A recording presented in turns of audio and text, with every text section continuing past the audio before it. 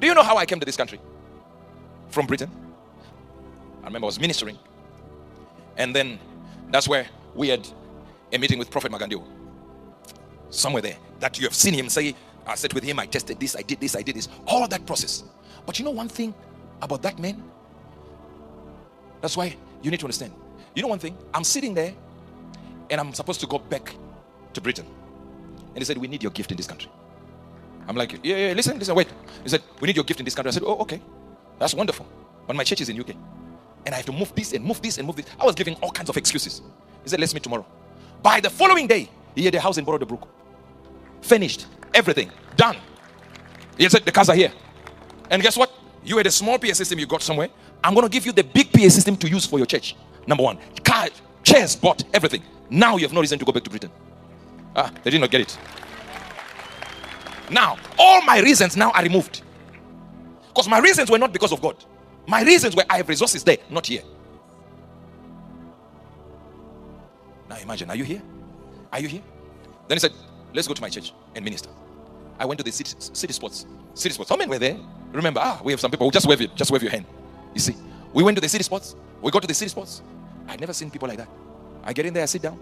He says, oh, man of God, here's the mic. Prophesy. Oh, I started prophesying in there. Now, here are thousands and thousands of people sitting in one location, seeing a gift in manifestation. Somebody risking their own platform because you don't know my character, but you are in love with the gift of God. So you risk your own reputation to put a gift of God. Now hear this. Hear this. Hear this. If it was another person, they would look at it and go like, no, this is competition. This guy should just do what he's doing and I do what I am doing. We'll get 2 a.m. We'll take each other from houses and just talk about God from there. Someone using his platform. Some of you would not have known me if it wasn't for that man. You would not have known me.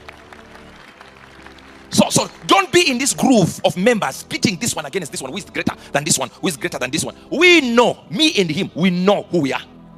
We know who excels where and who excels where. We know, the two of us know. And it has never been an issue.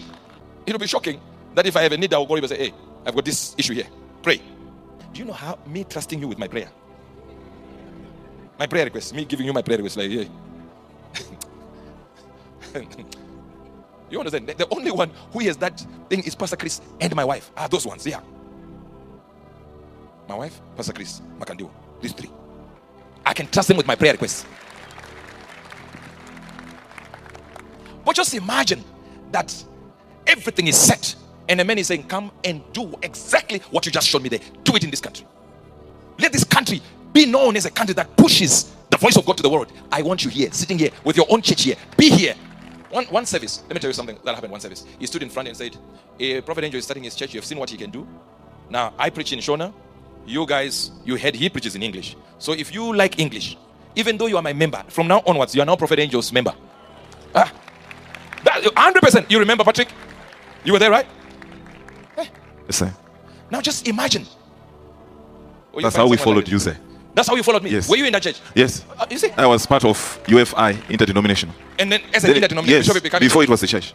And he said, then he said, he said, actually, some of you is your father. You are not supposed to be here. That's how we started to follow. You see, he's saying, wow, here. now, do you understand what I'm saying? So imagine I remember when Prophet Victor said, be careful about your members. He said, these ones are the ones who try to bring and put seeds of division between the two of you. And what a prophecy. But imagine that platform being taken, increased in that capacity.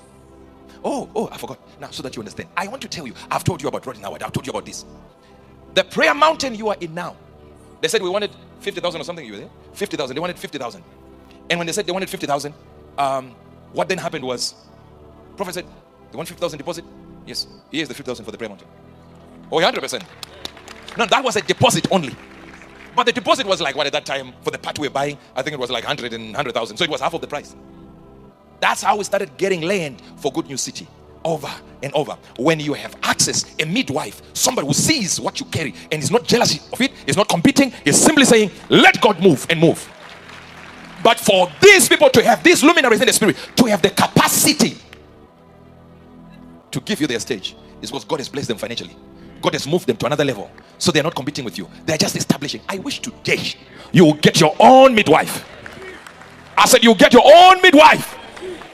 If Roger and Howard Brown ignored me, if Pastor Chris ignored me, if TB Joshua had not given me a piece, if Prophet Makandiwa had not given me the larger part of everything and say, this is my platform, show the world what you are born to do.